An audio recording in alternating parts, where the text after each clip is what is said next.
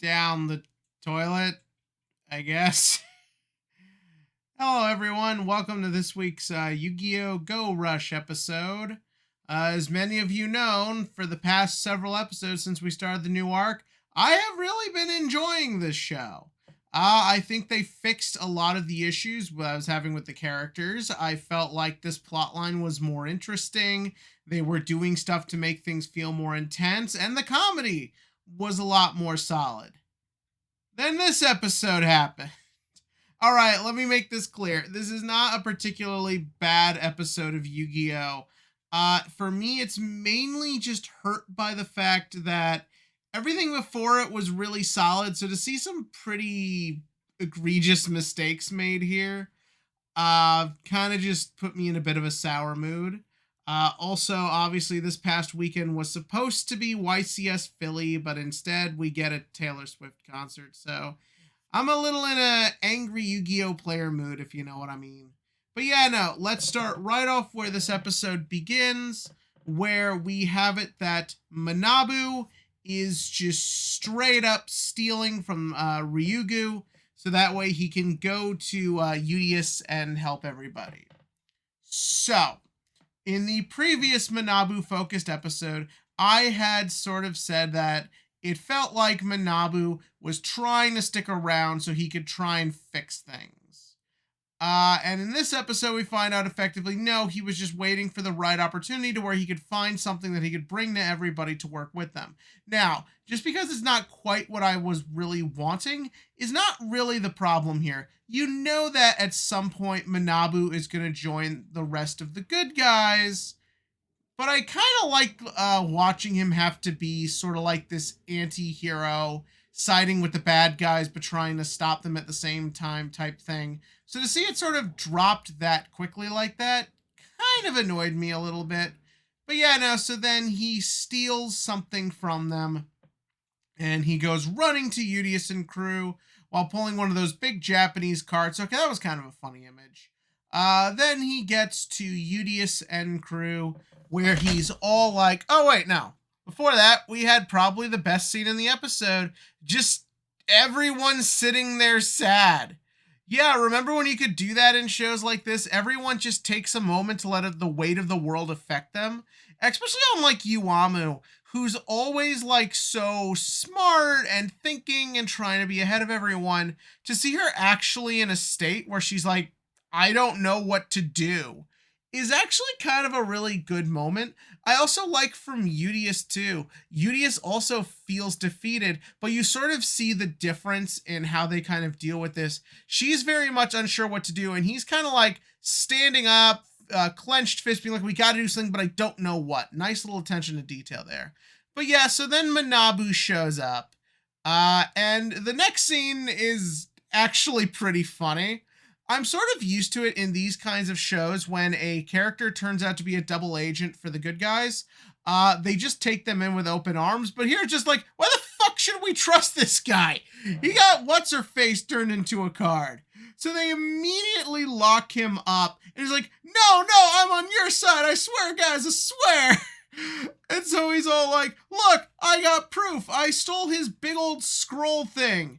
Opens the scroll, and it's like a thing of like just fabric. And I kind of had this weird feeling it wasn't going to be something as simple as this was the key to everything, but kind of just everyone's reaction to it being nothing was actually pretty funny. There's just something kind of funny about the idea that he has to prove to them, no, I'm on your side. I've been helping you the whole time. But yeah, no, so that happens.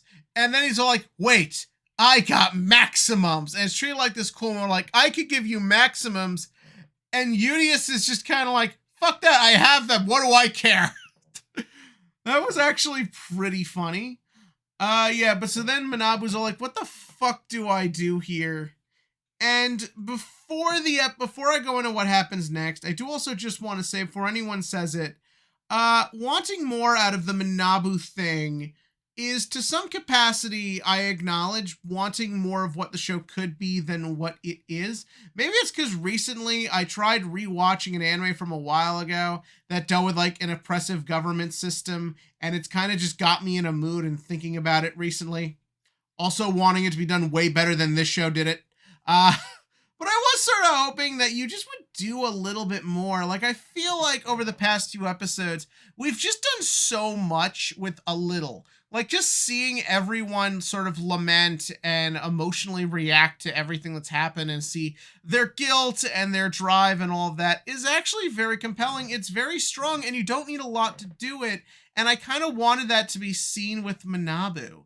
Like, you could do an entire arc of television. Everyone's fucking around doing their own thing, and this guy is just like stuck in the middle, trying to both keep the law enforcement agency he believes in going and trying to fix it, while also knowing that he probably should be helping his friends and being stuck there. And I feel like you probably could do it here, because Yu-Gi-Oh! Has kind of done this before with various other rival type characters. So to then see that Manabu just immediately goes back to everyone, it kind of felt like we skipped over what could have been a lot of really interesting television that I do feel the show is capable of doing. But yeah, no, so then the other big thing this episode happens, YGO comes back. Okay, how's that gonna go? Pretty okay.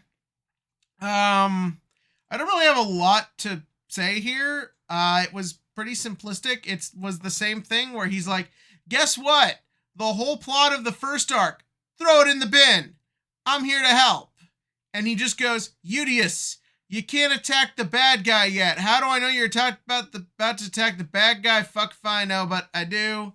And then that immediately gets derailed because Manabu is like, if I duel and beat YGO, that'll prove I'm a good guy. Why? But yeah, no, so they agree to duel, and this is one of those duels where it kind of feels like the writers thought, wouldn't it be a cool matchup, have kind of like the main rival type character fight the main bad guy of the last arc, but they don't really do a ton with it. The duel's kind of fun. I love seeing Manabu just bust out his maximum. I love just how much of a Chad they've made Manabu. It makes him a lot of fun. But he busts out his maximums. YGO is also doing some pretty cool plays. The main point of this duel is to show how YGO has changed. To show that Udius has convinced him to be a better man and to value life and emotions better. And I think that showed effectively enough, the way he tries to care and protect his underlings, the way it sort of feels like he's not mad at Manabu for giving into his temper or whatever you want to call that. We'll talk about that in a sec. It feels like he's genuinely trying to reach and reason with him. That is a very good way to show how Udius has changed him and how he's grown as a person. Not really a thing you see in a lot of shows like this, and more importantly, not really a thing you see when you have father figures who go bad. A lot of times media just sort of makes it that parental type characters who are also bad, it's just sort of on the child to accept them, and the character just sort of never changes.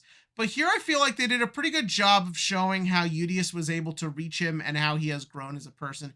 It's good, but I was more interested in the Manabu stuff. And the Manabu stuff has had build-up. So it feels like that should sort of be the focus. But then, like, about halfway through the duel, Manabu just goes fucking psycho and gives into the whole not funny Kemi joke. And it's just kind of like, why? What is the point? Again, like I said, you've been focusing more in this arc on everyone's emotional state and having it feel real to them and relatable. Why is he going this fucking insane? I get he's frustrated and he's annoyed, but this was just like not funny and not very interesting. If he like lost his temper and started yelling or something, that would be one thing, but this is just like not funny. So yeah, so then naturally the duel goes how you expect. Manabu gets close to winning, but YGO quenches it in the end by using Damamu's power to also keep his friend safe. Again, that's not a bad idea, and it does show his growth. It's just kind of like not in the same episode where you're trying to establish what's going on with Manabu. But yeah, so then the episode ends kind of how you expect it. YGO has made Manabu his manservant. I assume because this is Yu-Gi-Oh! There's going to be tons of gay yaoi fanfic of this. But yeah, and then the episode, shut up phone.